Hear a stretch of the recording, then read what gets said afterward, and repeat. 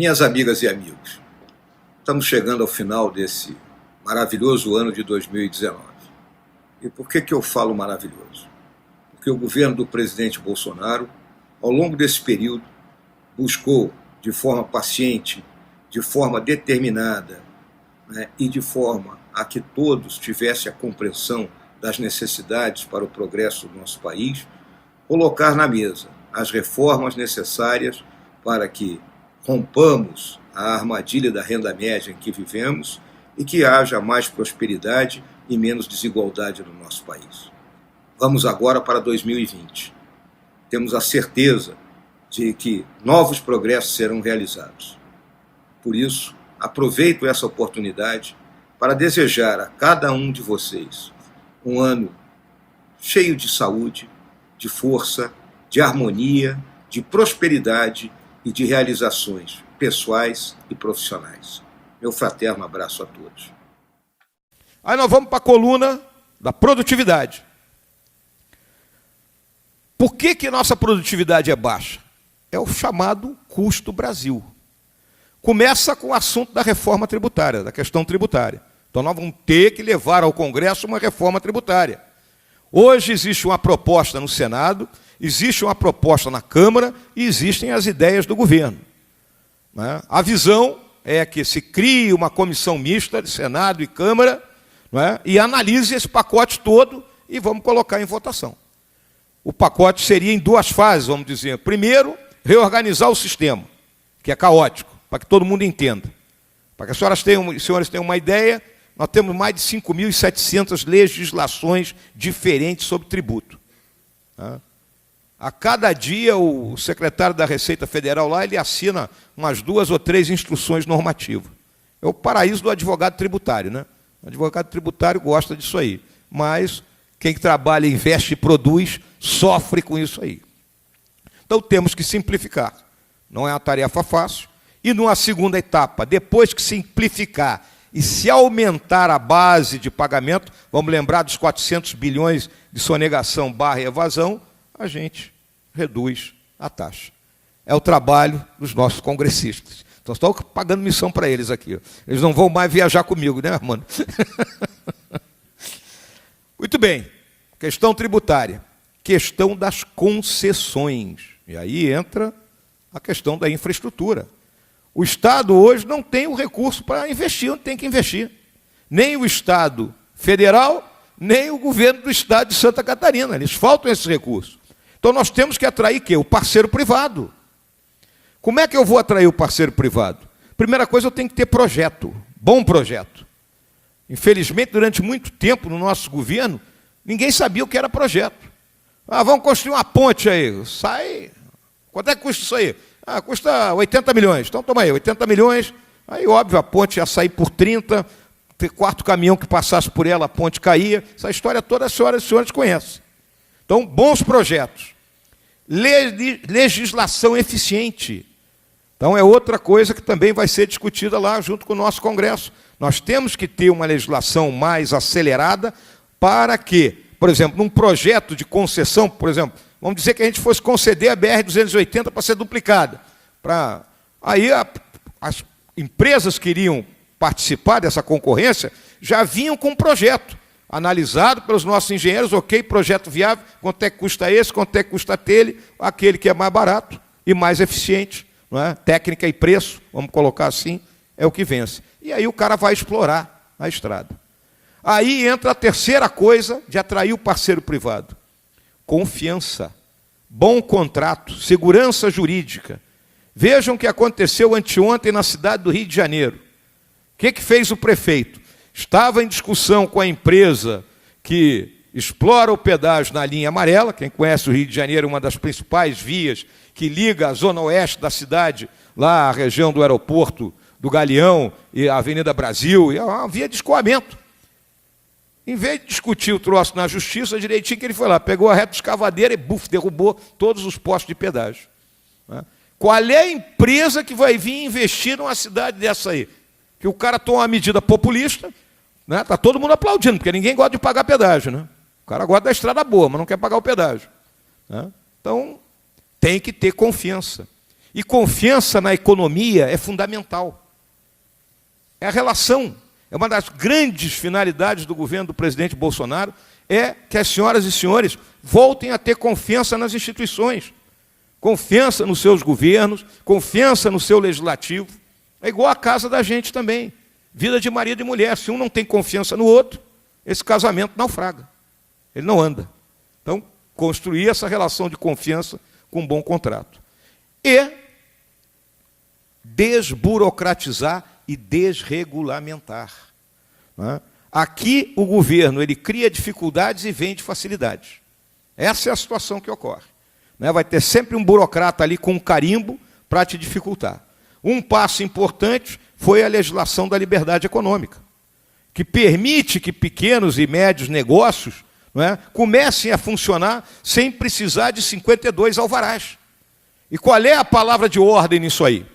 É que é o governo que tem que provar que a pessoa está errada e não ela provar que está certa. Vamos inverter a lógica da equação. Então temos que desregulamentar, é muita regulamentação, muita burocracia, e abertura comercial. Nosso país é dos mais fechados do mundo. Nós só temos 1,2% do comércio mundial. Isso é nada. Nada. Quando a gente analisa a inserção de um país no comércio mundial da seguinte forma: vê a quantidade do que se produz no país com insumos de fora e o que se produz fora com insumos daqui. Nós produzimos muita coisa, muito pouca coisa aqui no Brasil, com insumos vindo de fora. E exportamos matéria-prima para que todo mundo produza lá fora e depois nos venda. Então nós temos que nos inserir nas grandes cadeias de valor agregado e vendermos conhecimento. Nós temos hoje áreas que nós estamos vendendo conhecimento. Então, aqui em Jaraguá, temos exemplo disso. E a nossa agricultura, que é uma agricultura 4.0. Também não podemos jamais deixar de fora que esse crescimento tem que ser sustentável. Nós temos que romper a armadilha da renda média, que nós estamos presos nela desde 1980, por toda essa série de quesitos que eu estou colocando aqui para as senhoras e senhores. E olhar o grande problema do século XXI, que é o meio ambiente. Existe um estigma em cima do nosso país que não é verdade. O nosso país tem 88% da nossa energia renovável, energia limpa, de hidrelétrica, eólica, solar, biomassa. O resto do mundo só tem 25%. Ou seja, o resto do mundo queima petróleo e carvão e nós somos os culpados pela poluição e pela degradação do meio ambiente. Então, isso tem que ficar claro. Temos uma das legislações mais avançadas. É só descer de avião aqui, nessa região, só sobrevoar, olhar a preservação que existe aqui. Tudo de acordo com a legislação. Aí vem a questão Amazônia. Mais de metade do bioma amazônico é área protegida, ou é área de proteção ambiental, ou é terra indígena. Nos outros 50%, ou 46%, só 20% pode ser explorado. Se eu tenho uma propriedade de 100 hectares na Amazônia, eu só posso explorar 20. Os outros 80 têm que ser preservados. Então, existe desmatamento legal, se eu desmatar aqueles meus 20 hectares. Existe o ilegal, se eu desmatar em cima dos outros 80 hectares. Então, é isso que tem que ser mostrado, tem que ser coibido tudo aquilo que é ilegal. A Amazônia não é um lugar simples, é uma extensão enorme, é uma extensão onde existe garimpeiro, madeireiro, grileiro, e que os estados são muito grandes. O estado do Pará, com sua capital em Belém, ele não consegue controlar o que ocorre na BR-163, lá ao sul de Altamira. Ele não tem controle sobre aquilo.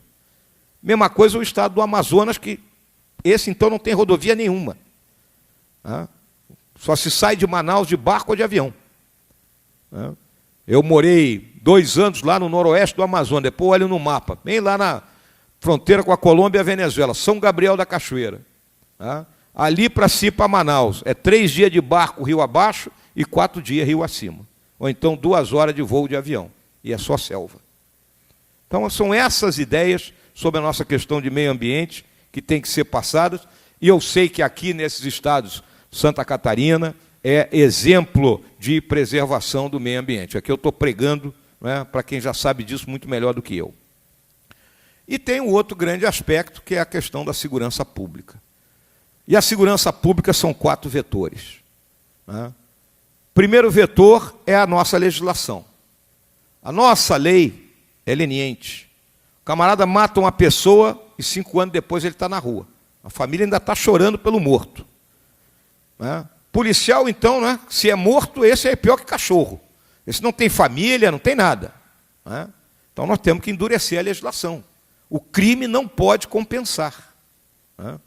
Sistema penal, sistema prisional, ele não pode ser nem uma masmorra medieval, onde está lá misturado ladrão de galinha com bandido de alta periculosidade, e nem colônia de férias. Né? Com visita íntima, jogo de bola, não. O cara marginal que matou 2, 3, 4 vezes tem que estar isolado lá pagando a pena dele. Né? O aparato policial. A polícia tem que estar valorizada. Como que a polícia tem que estar valorizada? Né? Tecnologia e integração. E o respeito ao trabalho executado pela polícia. E a questão social. Porque se nós não trabalharmos a questão social, lembre que eu falei da desigualdade. Tudo será enxugar gelo. Então, nas periferias, que o pessoal agora bota o eufemismo na comunidade, não, a favela mesmo lá. Favela tem que ter casa com número, tem que ter água encanada, tem que ter luz elétrica e tem que ter esgoto. Tem que ter uma escola de tempo integral para que os pais e mães que saiam para trabalhar, não é, deixem o filho ali, não à mercê do traficante, e tem que ter um posto de saúde que funcione. Se nós não trabalharmos nisso aí, vai ser um eterno enxugar de gelo. Então a questão social, e aí entram os 2 vetores, educação e saúde, que são responsabilidade do Estado. Então, segurança pública se baseia nisso aí. E é uma questão de sensação. Eu estou falando aqui para a população que vive na cidade mais segura, né, acho que do Brasil. Não tem nenhuma outra que se compare, né, prefeito? Né? Diz que o comandante do batalhão ele vem para cá e fica de calção o dia inteiro, porque ele não tem o que fazer, né, pô?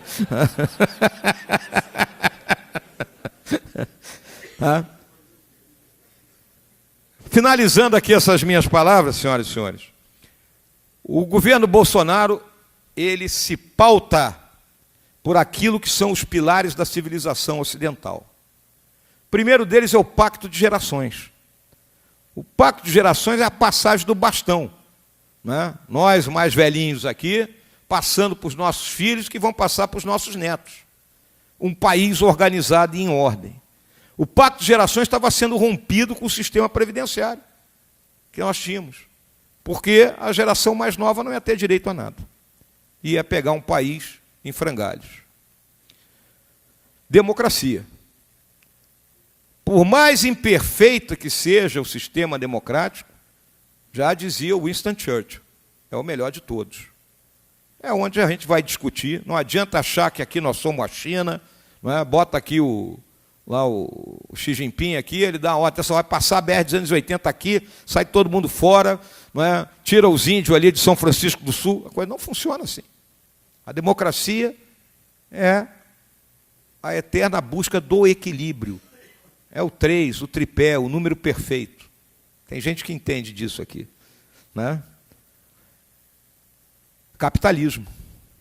O capitalismo com a visão da quebra da desigualdade, da saída da armadilha da renda média, mas o capitalismo como sistema da liberdade de empreendimento, onde o governo é o quê? O governo é o indutor, o governo cria facilidade, tá? Ele dá o campo aberto, dá as armas para que as pessoas busquem o melhor para si. Estado de direito, a lei vale para todos. Não pode ter Silva mais igual que os outros Silvas. Né? Silva cometeu crime, Silva vai preso. É assim que tem que funcionar. Esse é o Estado de Direito. Né? E sociedade civil forte.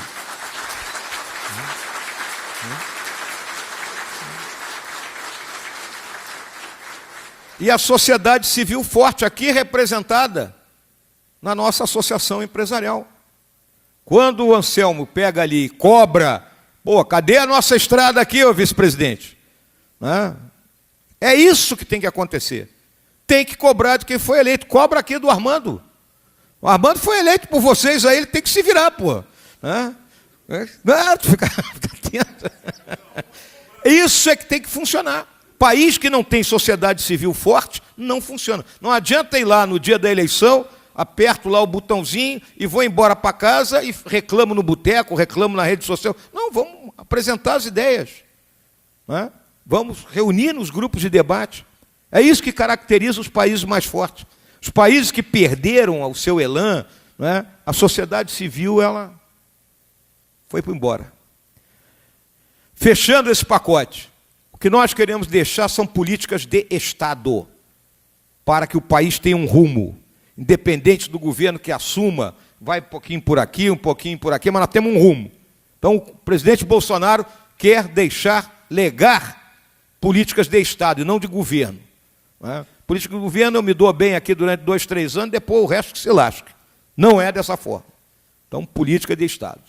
E vamos lembrar, todo mundo quer mudança, né? Mas quem é que quer mudar? Todos nós teremos que mudar, porque esse mundo, ele mudou. Muito obrigado.